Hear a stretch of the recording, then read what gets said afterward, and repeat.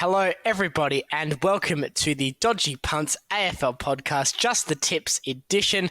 We are back for another round of tipping as we get deeper into May. It's one of my favourite rounds of the year, Liam, because it's one of the only rounds without the worry of a bye. This is my favourite time of year. It's very good, but don't enjoy it because the buys are coming soon. As always, we can't have nice things. As I alluded to, that's Liam. True. I'm Jesse. True. Today, we are going to give you a quick fire rundown of what we think is going to happen in round 11. Now, Liam, we've been quite competitive throughout this season. We played it quite tactically off each other. That's true. There was some moves and shakes in round 10. Tell our viewers what occurred in the battle between ourselves for tipping supremacy. Well, we actually tipped fairly evenly throughout the week. The only thing we differed on was my Gold Coast tip over your Geelong tip at the start of the round, which means I got one back on you, which is fantastic. 5 for Jesse, 6 for Liam, puts the total scores at Jesse 59, Liam 57. Well, can I get a few this week? I'm going to have to be bold if I want to, I feel. 59-57 sounds like a Euro practice match score to me. That's true. They'd be lucky. They'd be lucky to get 59 points this year. What's going on with them? But no, I might have to go a bit off the field, off the cuff for a couple of these, but we'll see how we go, man. We'll see how we go. Now, I've consulted Sam Mitchell about my tipping, and he said just defend. So okay, fair enough. Halfway through, we're just going to start defending. Okay, no, that makes sense. I think that's your tactic. I'm happy for you to rock with that tactic, so I can just kind of swoop at the end and take the win. That'd be great. Thank you, Jesse. Should we get stuck into the game? Should we get right into it? I think we should. Are you taking right of start or right of reply this week? Well, actually, before we do that, we would be remiss not to remind everybody that our podcast proper is available on Spotify. It's available for wherever you can get your podcasts. Dodgy Punts at Dodgy Punts on Instagram as well. So this is just the tips. This is the only one that we have on YouTube. Everything else is on audio only. So come on over here and get your hot tips fresh off the fax machine. I am old. Okay. So it's my turn. It's my turn. Look, I'll is it mine? Oh, because I won the round, right? So then I get to choose. Okay, that's how I work. I gave it to you last week because you were losing overall, and you're still losing overall. So I may as well just continue to keep it with you serving. I might just have the same. It'll be the same for the rest of the season, probably. It's quite like the English football when they chant, "Can we play you every week?" You know, while I'm betting, I'm quite happy to chant, "Can I play you every week?" when it comes to tipping because I'm winning, and that's fun. That's true. I'll go first. It's all good. I think it'd be interesting to see how things go. I think we're going to have pretty even tips across the board this week. I could be wrong, but let's start from the top. Jesse, who we got first?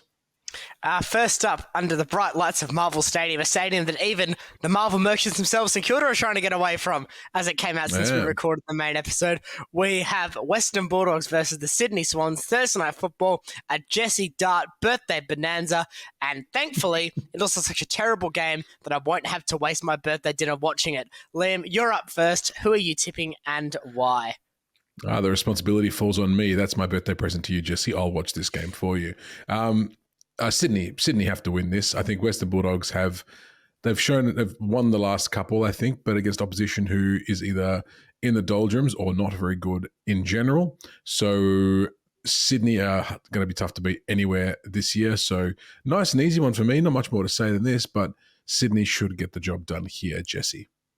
Yeah, a bit of time saving here. Sydney, likewise. The Bulldogs probably start about a 5 goals worse side than Sydney. So they're going to need either a swing of a 5-goal over performance or a 5-goal Sydney underperformance.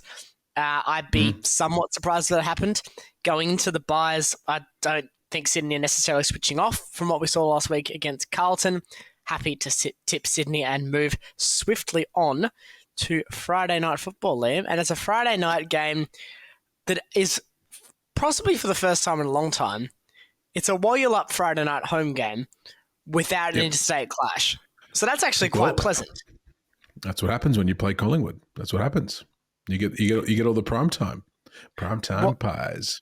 While you're up versus Collingwood, Friday night lights at Optus Stadium. This should be a cracking game. It's a fantastic game on paper. And it's a game with a couple of key outs that I'm actually going to tip Voyulop for. Wow. Okay. I thought this was my, interestingly enough, the moons and the planets have aligned for my team and a potential upset this week. And I'm not Oliver Optimism when it comes to this side, just about ever. No. Collingwood, for all the banter they get about not travelling, they've played Optus just about faultlessly every time they've come here, so it's hard to knock that. However, I will say Walyulup, if they can fix their goal kicking, which is a key caveat when it comes to ifs, buts, and maybes, if they can fix the goal kicking and get over the psychology of, oh no, people on television are watching us, which always seems to throw us off, then this can be a big statement win for the club. In saying that, I won't necessarily be deflated if we don't win this game, but it's a game that I'm going into with a little bit of a cautious hope, I think I would say, Liam. What about you? Yeah. Are you Walyulupping with me, or are you going to swoop on me with the pies? Well, this is why I wanted to see what you did here. Now, I was thinking like Collingwood have been good without being fantastic the last 4 or 5 rounds. So I can see that they've only just got over the line against Adelaide. I think that it's going to be a good game. I think we've got the tools to do it. I think I'm actually going to join you on the Walyulup train because I feel like we can win this, and if we want to be serious about making September, this is the game we have to win. Everyone from 6th to 10th, like we said in the podcast, is on the same wins, same losses. We need to separate. And this is a great way to do it and put ourselves back in touch with Collingwood. So we will learn far more about Walyulup this week when we'll, such as games like Kawana, Euroke, North Melbourne, all combined. You're going to get so much more out of where Walyulup are in season 2024 out of watching games like this, and also Sydney a fortnight ago, although that was, again, potentially a free pass given circumstances. I think that's no longer really applicable here. So, another poor performance, and in many ways it wasn't a poor performance against Sydney, but then in arguably the most crucial way it was. So another performance of that ilk, I think, would be a real blow going into the buys with a bit of confidence down, because at the time, just let me aside, I did say we should know by the bye. And if it's a deflating loss against Collingwood and it's not necessarily looking like we're going to get our own way, then I think that conversation does need to be revisited. But for now, a win here against Collingwood would give Walyulup a massive boost. We will move on to Saturday, a day with some interesting games. I'm not sure about having 2 games in the same time slot. 11:45 a.m. Australian Western Standard Time. But we'll start with the one that's listed first. There's 2 at 11:45, is there? There's 2 at 11:45. Wow, okay, that's new. So we get a multi-screen up. The old multi-screen. Right. And we start in Hobart. We start with North Melbourne versus Yartapulti. Liam, why are you tipping North Melbourne? Well, I think they've just been really showing some signs the last few weeks, and I think it's about time that they're playing their home away from home, Blundstone Arena. So I think it's, if they can string together 4 quarters, then there's a really great chance that they can actually pull this one off. I'm tipping Yartapulti. Yartapulti for me too. I'd be surprised. Just quickly though, interesting that 1 South Australian side and 2 Western Australian sides. I haven't checked Adelaide. I don't think Kunara are going down there this year, but that's 3 out of 4 WA South Australian sides going to Tasmania this season. We talked about this a bit more on the pod, so go and listen to that for a bit more extra context. But an interesting point, I think, to note, given recent commentary about equalisation. Agree. Yartapulti for me, just for clarity, and we will move swiftly along to a game that I think is another teachable moment, this game. It's Carlton versus the Gold Coast under the bright roof of Marvel Stadium. I get to go first here, and I'm going to go with Carlton. And I'm going to go with Carlton because the last time I checked, Marvel isn't People First Stadium. So unless that's changed since we recorded the main episode, I am happy to tip Carlton. Gold Coast were very impressive in Darwin against Geelong. No one is going to deny or discredit them that. But I don't necessarily think they've ticked the box in Victoria. They're catching Carlton at the right time, and I suspect that's why Liam's about to say I'm tipping Gold Coast for this reason. But I get the sense they haven't cleared that hump, and I'd like to see them do it before diving in on a 50-50 game where something as trivial as where the game is being played could swing the result either way. Yeah, I think it's a turning point game for Carlton. Obviously, they've slid all the way down to 10th position. Like I said before, that is the 6 to 10 clump that is on the same amount of wins and losses. But they lose this, Suns win that, then all of a sudden you've got a game ahead. The Suns are a game ahead of the Blues. Then they're starting to look a bit shaky, a bit more shaky week on week. That said, Gold Coast have not shown they can do it away from their home from home. So, in the interest of maybe picking a bit of a roughie later on, I'm going to stick with Carlton as well because realistically, they should win this game. Like on paper, they should win this game, but it's been a weird year. So, who knows? I would like to see Gold Coast win Vibe Cup. Please bring it on, bring it home. But Carlton should be too strong in the end. Should be being the operative word. Jesse. I agree. Moving swiftly on to Saturday afternoon football down at Kahumba Stadium. Now, unless this is a draw, one of these two teams will break their death spiral at the moment. It is Geelong versus GWS. Liam, you're up first here in a game that I think we're going to learn a lot, or we should learn a lot at least from these two sides. We're doing a lot of learning this round, Jesse. We're doing a lot of learning by the sounds of it. You know, I'm getting older. I'm getting slower.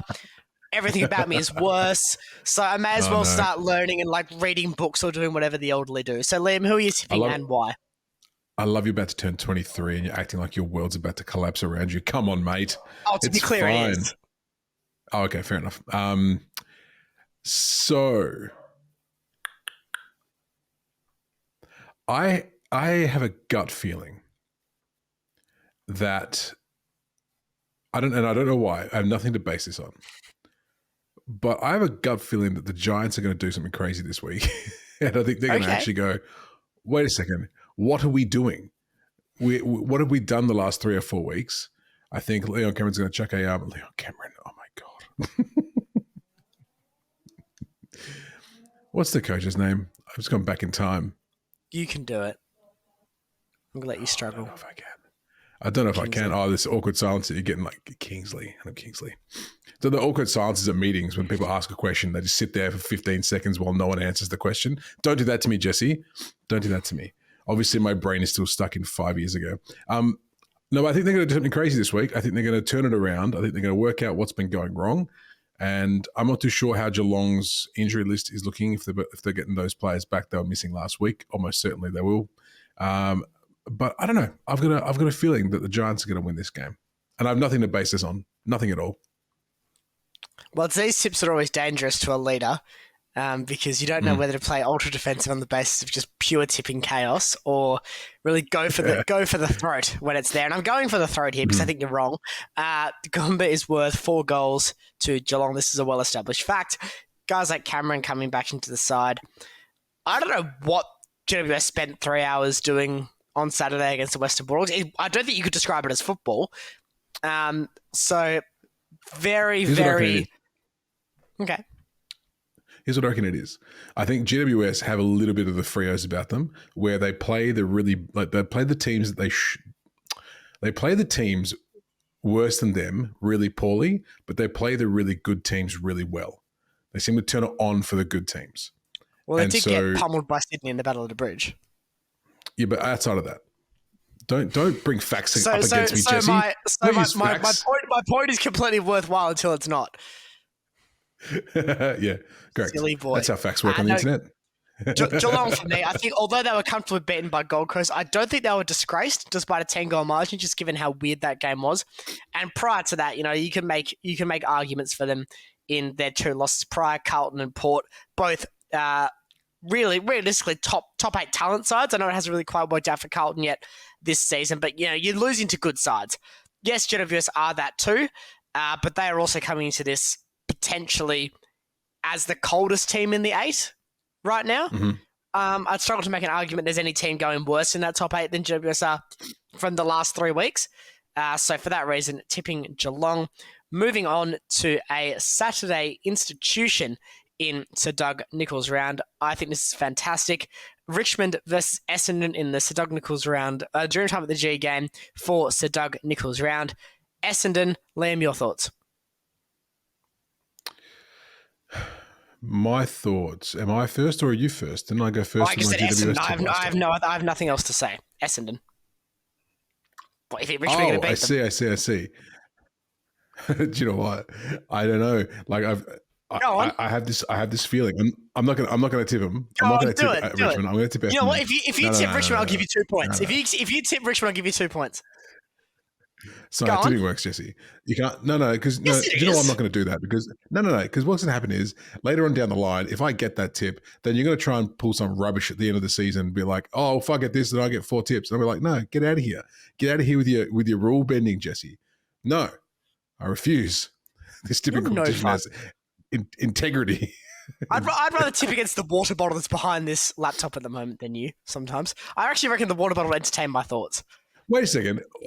Tell me what the benefit is of giving me 2 tips for Richmond. If I tip Richmond, I get 2, right? If I tip Essendon, I get 1. But then if I lose, then I lose 1. So there's no benefit in it whatsoever. You get a 2-point swing against me. Which brings it, if you get the Geelong GWS game right, it makes it a tie. I'm tipping Essendon. Stop it. I'm tipping Essendon. I will leave that offer open until the end of this episode, and I will ask you again before we sign off. Okay, sounds good. I think you should take that. You're playing to my go on side. Yeah, give it a crack. Go on, have a punt, have a swing. You never know if you never tip. That's true. I'm sticking with Essendon for now, though. Come back to me later. Moving on to the Sunday ticket, we have 3 games to power through here. I will say this, though. Happy to take Sunday off watching footy? There's not a lot here, is there? Sunday, yeah. No, yeah. I could be busy on Sunday, yeah. Yeah. Do some gardening. Do some gardening. Tend to the water bottles. Recuperate injuries, do all that stuff. Yeah, no, sounds good. The usual. Look, we'll start with the first game, and it is our favourite game, the 11-10 death slot, my personal favourite game on the AFL calendar each week. And it's Hawthorn versus Brisbane at Marvel Stadium. Liam, you're up first here. Whom are you tipping and why? How many do I get if I tip Hawthorn? How many tips you offer me for Hawthorn? 1. So this is going to be funny. It's funny. It's hilarious. It's going to turn like a stock market for tips. What's a good idea, actually? I actually don't think that Hawthorn are a terrible tip in this game. I think that Brisbane are coming off, obviously, a massive smashing of Richmond, which might put a little bit of the old, false confidence into them a little bit. That said, it's hard. It's funny. We've said this since the start of the year, and they keep losing.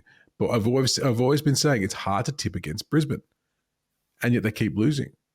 And you watch Hawks, and you'd love to see what they do, but they still aren't quite there yet. Could this be the game that tips that over? I don't think it will be. Brisbane for me, but I reckon in a close one. And again, Vibe Cup, if Hawks get up, I'll be very happy. Well, we're going to have a couple different this week. I'm going with Hawthorn. I think their form as of late has been excellent. Brisbane's really hasn't. You look at Hawthorn recently, they lost to Yatapulti. They beat the Western Bulldogs. They've been winning games. They beat York as well. So they've been winning games and performing well in the last month. Sam Mitchell does seem to have the side going well. And I have those doubts about Brisbane. I'm not sure they're there yet. I think there's still some culture issues going on at the club off the back of that USA trip. I just don't think there's buy-in to what Fagan's building at the moment.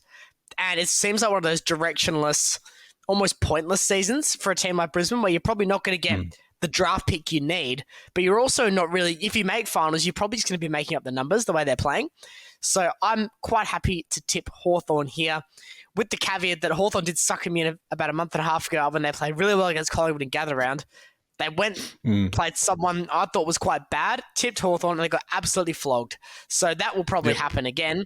Hopefully for Liam's sake, it does happen again. But hopefully for mine, Hawthorn can get the job done. And we'll move on to the second game of the Sunday events, and that is Nam versus Euro Roke at the MCG. I'm expecting a massive blockbuster 25,000 crowd in attendance. Liam, I think you're up first for this one. Are you not, unless I've lost track? No, I'm up first Look, it because doesn't. you led I with think Brisbane. I think you are up first. Yeah, I think you are up first. Yes.